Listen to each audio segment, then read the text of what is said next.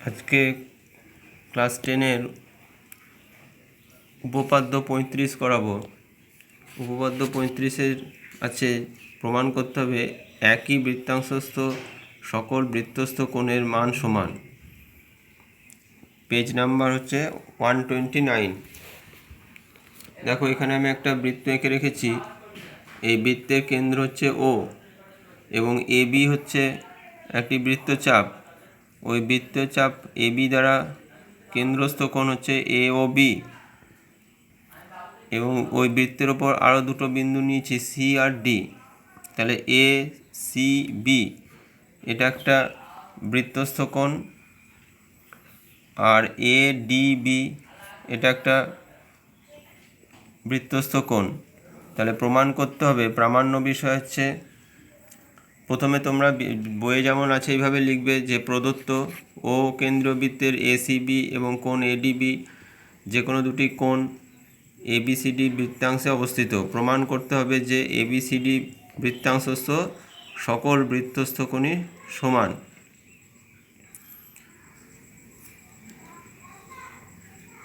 যেহেতু কোণ এসিবি এবং কোণ এডিবি ওই বৃত্তাংশস্থ যে কোনো দুটি বৃত্তস্থ কোণ, সুতরাং কোণ এসিবি ও কোণ এডিবি পরস্পর সমান হলেই উপপাদ্যটি প্রমাণিত হবে। অর্থাৎ এই বৃত্তের ওপরে আমরা তো আরও সি বিকে যে কোনো জায়গায় নিতে পারি।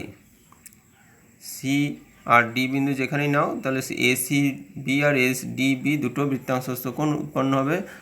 তো এই লেখাটা না লিখলেও হবে, তোমরা এই লেখাটা বাদ দেবে। এবার অঙ্কন হচ্ছে ও এ বিন্দু আর ও বি বিন্দু যুক্ত করা হলো। এবার এই উপপাদ্যের প্রমাণটা এবার দেখো। প্রমাণটা অ্যাকচুয়ালি ওই 34 নম্বর উপপাদ্যে যেটা আমরা শিখেছিলাম তার সাহায্যে হয়ে যাবে। 34 নম্বর উপপাদ্যে ছিল যে এক বৃত্তের কোনো বৃত্তচাপের দ্বারা কেন্দ্রস্থ কোণ যেটা উৎপন্ন হয় সেটা পরিধিস্থ কোণ বা বৃত্তস্থ কোণের দ্বিগুণ হয়। তাহলে এখানে এ ও বি একটা কেন্দ্রস্থ কোণ, এবি বৃত্তচাপের এ ও বি কেন্দ্রস্থ কোণ আর এসিবি হচ্ছে বৃত্তস্থ কোণ। তাহলে কোণ এ ও বি ইকুয়াল টু হবে 2 কোণ এ সি বি। আবার এই একই বৃত্তচাপ এবির ওপরে এ ডি বি আরেকটা পরিধিস্থ কোণ হচ্ছে আর এটা কেন্দ্রস্থ কোণ। তাহলে এই কোণটা এর ডবল হবে, অর্থাৎ কোণ এ ও বি ইকুয়াল টু 2 কোণ এ ডি বি। তাহলে এই দুটোর থেকে লিখতে পারি যে 2 কোণ এ সি বি, মানে দুটোরই বাঁ দিকটা কোণ এ ও বি আছে। তাহলে লিখতে পারি 2 কোণ A C B equal to 2 কোণ এ ডি বি। তাহলে দুদিকে 2 কেটে গেল, তাহলে কোণ angle A C B equal to angle A D B হয়ে গেল। অর্থাৎ এই দুটো কোণ সমান প্রমাণ হয়ে গেল।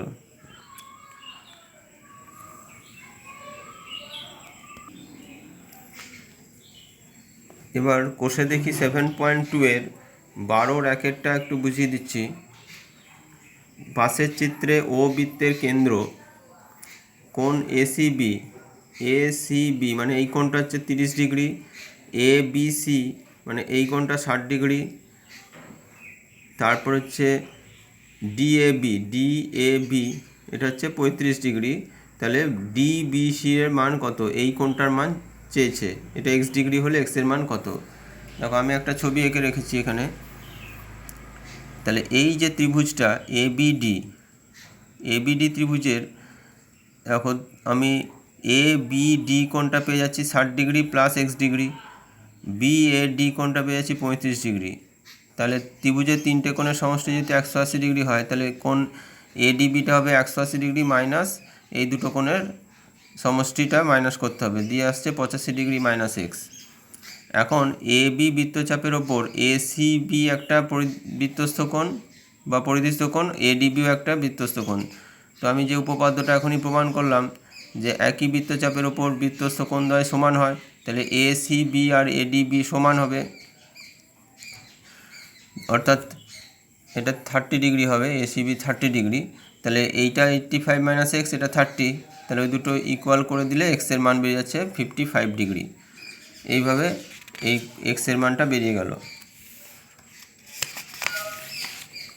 আচ্ছা, নেক্সট তোমরা এদিকে দেখো একটা 4 নাম্বারটা। পাশের চিত্রে ও বৃত্তের কেন্দ্র BCD হচ্ছে 28 ডিগ্রি, AEC মানে এই কোণটা হচ্ছে 38 ডিগ্রি, তাহলে AXB এই কোণটার মান চেয়েছে। দেখো এখানে BCE ত্রিভুজের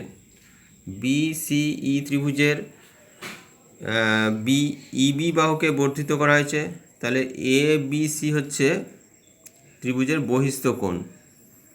BCE ত্রিভুজটা ধরে ভাবতে হবে, BCE ত্রিভুজের ABC বহিস্থ কোণ, তাহলে বহিস্থ কোণ অন্তস্থ বিপরীত কোণ দ্বয়ের সমষ্টির সমান হয়। তাহলে অ্যাঙ্গেল ABC ইকুয়াল টু হবে অ্যাঙ্গেল BCE, আমি এখানে লিখে দিচ্ছি angle ABC equal to angle BCE plus angle BEC, তার মানে হচ্ছে BCEর মানটা দেওয়া আছে, যেটা BCD দিয়েছে তোমাদের বইয়ে, BCE আর BCD একই 28 ডিগ্রি, আর BEC মানে হচ্ছে যেটা AEC একই নাম, ইকুয়াল টু 38 ডিগ্রি, 66 ডিগ্রি হলো। Angle ABC equal to 66 degree. এবার দেখো ছবিটাতে এটা 66 ডিগ্রি হলে এই যে AC বৃত্তচাপের ওপর ABC বৃত্তস্থ কোণ, আবার ADCও বৃত্তস্থ কোণ, তাহলে এই দুটো কোণের মান সমান হবে। তাহলে অ্যাঙ্গেল ADC ইকুয়াল টু ওটাও 66 ডিগ্রি। এইবার ত্রিভুজটা দেখো, ত্রিভুজ XCD ত্রিভুজের এই C কোণটা হচ্ছে 28 ডিগ্রি, এটা 66 ডিগ্রি বেরোলো, তাহলে কোণ CXD বেরিয়ে যাবে 180 ডিগ্রি থেকে, ওদের মাইনাসটা করে দিলে angle XCD equal to 180 degree minus 66 degree plus ওটা ছিল 28 degree equal to 180 degree minus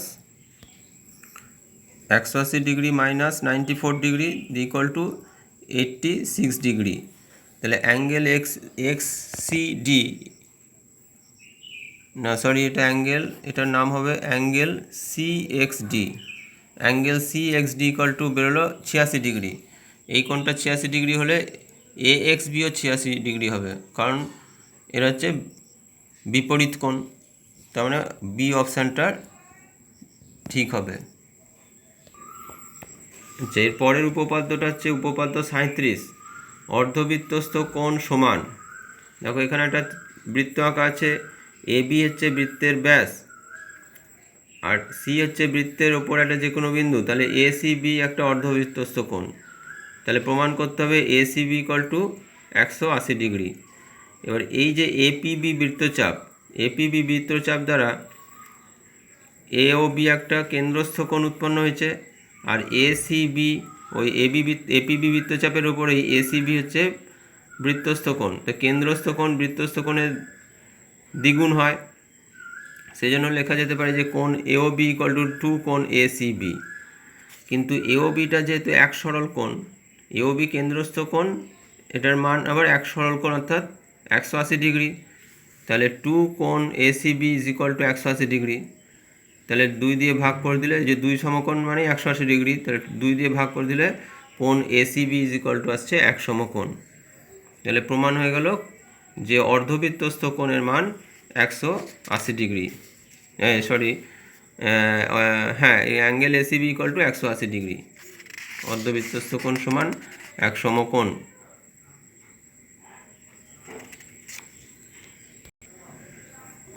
ভুল বললাম, কোণ ACB, এটা AOB ভাবছিলাম, AOBটা তো এক সরল কোণ, ওখান থেকে 180 ডিগ্রি বাই 2 করে হয়ে যাচ্ছে 90 ডিগ্রি, তাহলে কোণ ACB ইকুয়াল টু 90 ডিগ্রি।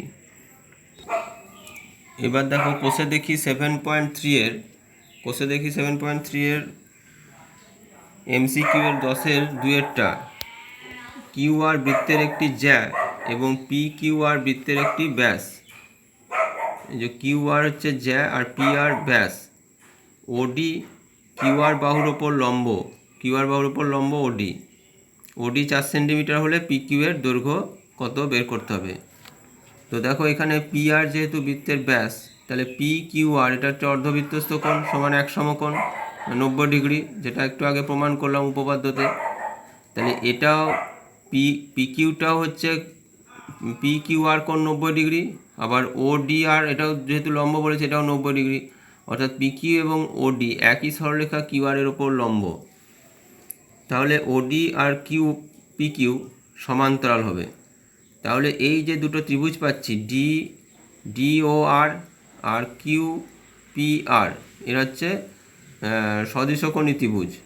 সদৃশকোণী ত্রিভুজ হলে এরা এই যে বাহুটা, এই দুটো বাহুকে সমানুপাতে বিভক্ত করবে, অর্থাৎ লেখা যাবে O R by P R, O R by P R equal to হচ্ছে D R by Q R equal to deo by P Q. এখন দেখো ও আর, এখানে ও হচ্ছে কেন্দ্র আর পি আর হচ্ছে ব্যাস, ও আর ও পি সমান, তাহলে ও আর বাই পি আর কী হয়ে যাবে, বা আমি এখানে ও আর বাই, দেখো পি আর এর জায়গায় লিখতে পারি 2 ও আর ইকুয়াল টু, এবার এইটার সঙ্গে এই রিলেশানটা নিচ্ছি, is equal to deo by P Q এর ভ্যালুটা দিয়ে দিচ্ছি, না ডিওর ভ্যালুটাই দিয়েছে 4 সেন্টিমিটার, তাহলে এখানে 4 বাই পি কিউ। তাহলে এখানে ও আর কেটে গেল, 1/2 equal to 4 by P Q. তাহলে এখান থেকে পাচ্ছি পি কিউ ইকুয়াল টু 8, মানে 8 সেন্টিমিটার। তাহলে ওডি ইকুয়াল টু 4 সেন্টিমিটার হলে পি কিউ ইকুয়াল টু হয়ে গেল 8 সেন্টিমিটার। নেক্সট 4এরটা, এ ও বি বৃত্তের ব্যাস এসি 3 সেন্টিমিটার, বিসি 4 সেন্টিমিটার, তাহলে এ বি এর দৈর্ঘ্য কত? তো যেহেতু এটা ব্যাস, তাহলে এসিবি কেন্দ্রস্থ কোণ অর্থাৎ 90 ডিগ্রি, অর্থাৎ এসিবি একটা সমকোণী ত্রিভুজ, এবিটা অতিভুজ। তাহলে অতিভুজের স্কোয়ার ইকুয়াল টু লম্ব স্কোয়ার প্লাস ভূমি স্কোয়ার, পিথাগোরাসের উপপাদ্য প্রয়োগ করে এবির মানটা আগে বার করতে হবে। তাহলে AB square equal to AC square plus BC square, এসির ভ্যালুটা দিয়েছে 3, বিসির ভ্যালু দিয়েছে 4, 3 স্কোয়ার 9 প্লাস 16 মানে 25, তাহলে এবি ইকুয়াল টু হবে 5 সেন্টিমিটার। এবিটার দৈর্ঘ্য 5 সেন্টিমিটার, এবির দৈর্ঘ্য কত আছে? তাহলে 5 সেন্টিমিটার, মানে 4-এর সি অপশানটা তোমাদের দাগ দিতে হবে। তো এইভাবে তোমরা এমসিকিউগুলো করবে, আর কিছু 11-এর এই শর্ট অ্যান্সার টাইপ সংক্ষিপ্ত উত্তরধর্মী প্রশ্নও কিছু করে রাখবে।